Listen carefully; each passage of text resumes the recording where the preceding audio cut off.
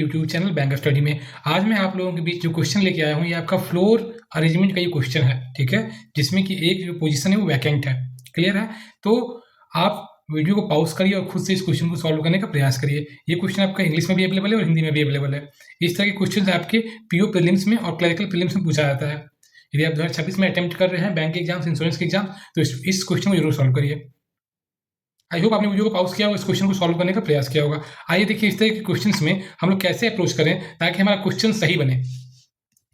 लिखा हुआ है एक इमारत में 9 मंजिलें इस प्रकार है कि 8 व्यक्ति, 9 मंजिलें और 8 व्यक्ति हैं। K L M N O P Q और आर इमारत की 8 अलग अलग मंजिल पर रहते हैं। यानी कि 9 मंजिल है, ये आपका यहाँ मैंने दर्शाया हुआ है, ठीक है। और इसमें जो व्यक्ति रहेंगे वो 8 रहेंगे। क्लियर है? यानी कि एक कोई मंजिल है जिसमें कोई व्यक्ति नहीं रहेगा, वो खाली रहेगा, और एक मंजिल जो है आपका खाली है। सबसे निचली मंजिल को 1 के रूप में क्रमांकित किया गया है और इसके ठीक ऊपर वाले को 2 और के रूप में क्रमांकित किया गया है, और इसी तरह आगे भी। क्लियर है? ठीक है। तो मैंने इस तरीके से अपना एक डायग्राम बना लिया है। यदि आप अभी तक बेसिक्स का वीडियो नहीं देखे हैं बॉक्स बेस का या फ्लोर का, तो आप जाके देख ले।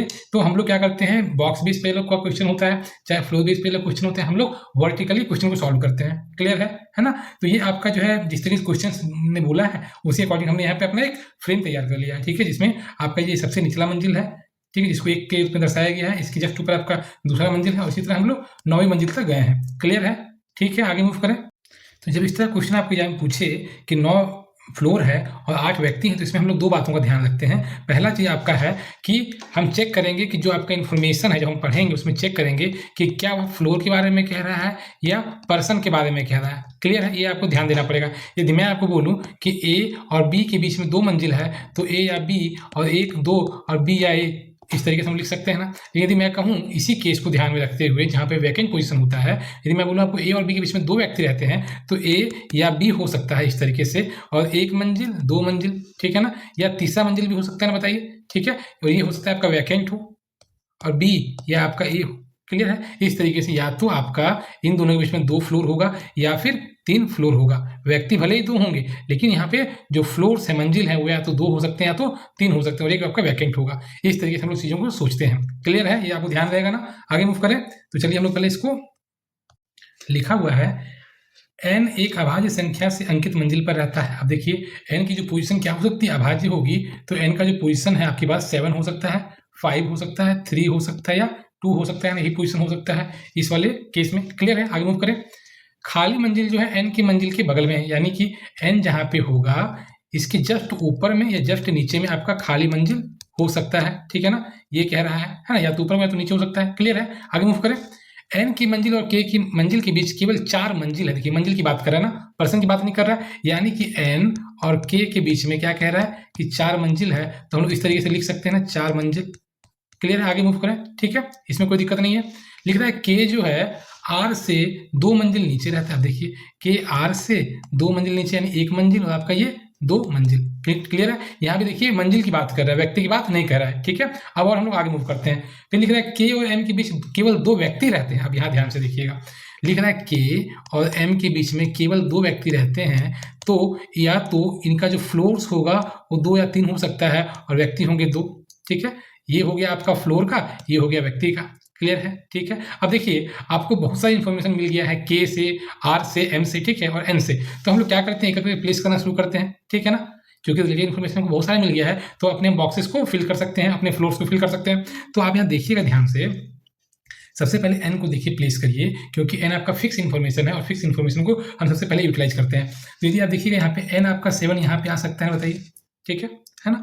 यदि n यहाँ पे 7 आपका आएगा, एक सेकेंड, हाँ, यदि आपका n यहाँ पे 7 आएगा, ठीक है, तो n और k के बीच में 4 मंजिल है, तो k आपको बताइए कहाँ पे आ जाएगा, यहाँ पे आ जाएगा, ऊपर तो स्पेस नहीं है। क्लियर है? और जब k यहाँ पे आ जाएगा तो ये यूटिलाइज हो गया, ये यूटिलाइज हो गया, तो k और r आपका r यहाँ पे आ जाएगा, बताइए। क्लियर हुआ?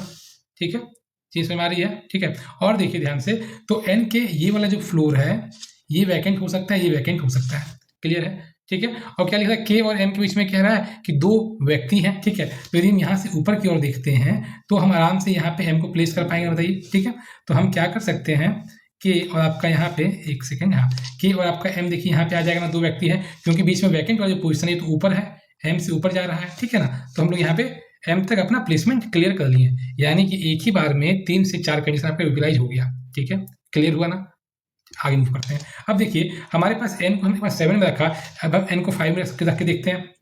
यदि हम n को 5 में रखते हैं तो n और k के बीच में 4 मंजिल है, हमारे पास स्पेस नहीं है ना नीचे की ओर ना ऊपर की ओर, यानी कि n आपका फिफ्थ पोजीशन पे नहीं आएगा। क्लियर हुआ? ठीक है, आगे मूव करें। चलिए आगे मूव करते हैं। यदि हम n को 3 में रखते हैं तो n और k के बीच में 4 मंजिल है, तो k आपका यहाँ पे आ जाएगा, लेकिन k के एक आपका ऊपर एक फ्लोर रहेगा और उसके ऊपर आपका r रहेगा, कोई आपका देखिए यहाँ पे स्पेस नहीं है। ठीक है, तो यानी कि ये आपका क्या हो गया, गलत हो गया। चीज समझ में आ रही है ना? ठीक है, एक ही बार में देखिए हम लगभग आपका जो पोजीशन उसको हम क्लियर करते हुए जा रहे हैं। ठीक है, फिर देखिए 3 में हम n को नहीं प्लेस कर पाए, n को हम 2 में प्लेस करते हैं यहाँ पे। ठीक है, ये पॉसिबिलिटी लास्ट पॉसिबिलिटी था। तो n और k के बीच में लिखा है 4 मंजिल है, तो आपका k यहाँ पे आ गया।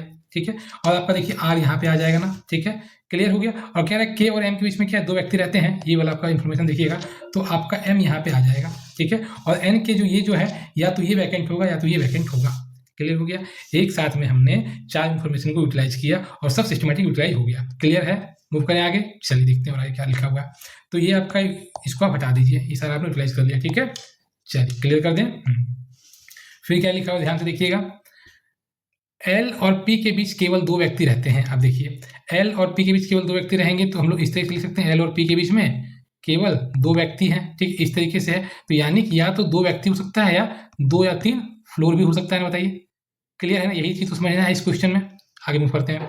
P M के नीचे रहता है, M के नीचे देखिए आपका रहेगा P। अब देखिए हमारे पास M भी यहाँ पे है ना, तो P का पोजीशन आप देखिए कहाँ कहाँ पे हो सकता है। P या तो आपका यहाँ पे आ सकता है या तो यहाँ पे आ सकता है। ठीक है, 2 ही पोजीशन है। ठीक है, तो हम क्या कर सकते हैं, आप यहाँ देखिएगा, यदि हम P को यहाँ रखेंगे, ठीक है, तो P और L के बीच में कह रहा है कि 2 व्यक्ति चाहिए, तो देखिए यहाँ पर L को रखने के लिए यहाँ पर जगह नहीं है। ठीक है, यानी कि P का आपका एक ही प्लेसमेंट होगा, वो आपका यहाँ पे होगा। ठीक है, तो P जब आपका यहाँ पे होगा और L को हमको फिक्स करना है 2 व्यक्तियों के लिए, तो यहाँ पे आपका L यहाँ पे आ जाएगा। क्लियर है? जब यहाँ पे आपका L आ जाएगा तो ये आपका जो होगा ये वैकेंट कहलाएगा। क्लियर है? ठीक है, आगे मूव करें। तो यदि हम अपने इस वाले कंडीशन में देखते हैं, इस वाले कंडीशन में, ठीक है, तो हमारे पास P के लिए जो पोजीशन है, P आपका यहाँ भी आ सकता है, P आपका यहाँ पे भी आ सकता है, यानी 2 कंडीशन बन रहा है। तो हम एक काम करते हैं, थोड़ा सा और आगे पढ़ते हैं, देखते हैं क्या चीज़ और आगे मेंशन है। ठीक है, तो देखिए क्या लिखा है, और यहाँ ध्यान से देखिएगा आप, L K के बगल में नहीं रहता है। तो L जो है K के बगल में नहीं आता, यानी कि L के जस्ट ऊपर और जस्ट नीचे आपका K नहीं चाहिए।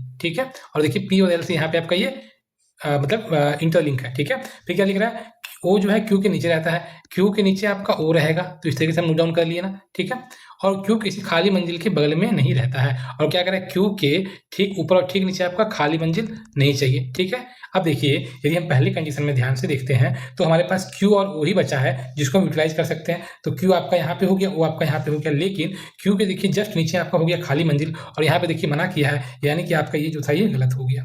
क्लियर हुआ? ठीक है, अब हम आते हैं अपने इस वाले कंडीशन में। यदि हम P को यहाँ प्लेस करते हैं, ठीक है, P को यदि हम यहाँ प्लेस करेंगे तो एक ऊपर क्यों जाते हैं, 1 2, तो आपका L यहाँ पे चाहिए होगा हमको।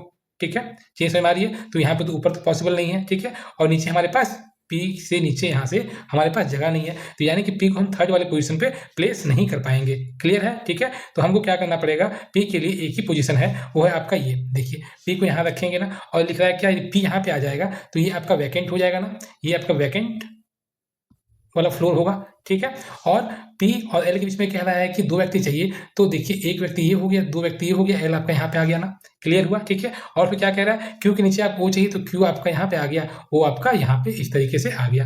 क्लियर है? ठीक है, अब देखिएगा ध्यान से आप, तो K के बगल में आपका L भी नहीं है, L और P वाला आपका कंडीशन यूटिलाइज हो गया, M के नीचे P आ गया, Q के आपके नीचे O चाहिए, O भी हो गया, और Q के आसपास देखिए खाली भी बॉक्स नहीं है, खाली मंजिल नहीं है। क्लियर है? तो इस तरीके से देखिए आपका एक क्वेश्चन सॉल्व हुआ है। तो आई होप आपको चीजें बिल्कुल क्लियर हुई होगी, और देखिए इसमें आपका कुछ क्वेश्चन भी है, इसको भी आप देख सकते हैं। लिखना निम्नलिखित में कौन सा मंजिल कह रहा है खाली है। ठीक है, तो तीसरा मंजिल देखिए आपका खाली है। तो आई होप आपको चीज़ समझ में आई होगी, क्लियर हुआ होगा कॉन्सेप्ट आपका। यदि वीडियो आपको अच्छा लगा है तो वीडियो को लाइक करिए, एक्सप्लेनेशन आपको सही लगा तभी आप वीडियो को आप लाइक कर सकते हैं। और यदि आपको इसी तरह के अच्छे क्वेश्चन के लेवल चाहिए तो चैनल को सब्सक्राइब जरूर करिए, अपने दोस्तों के शेयर जरूर करिए। Thank you, have a nice day. मिलता हूँ नेक्स्ट वीडियो में।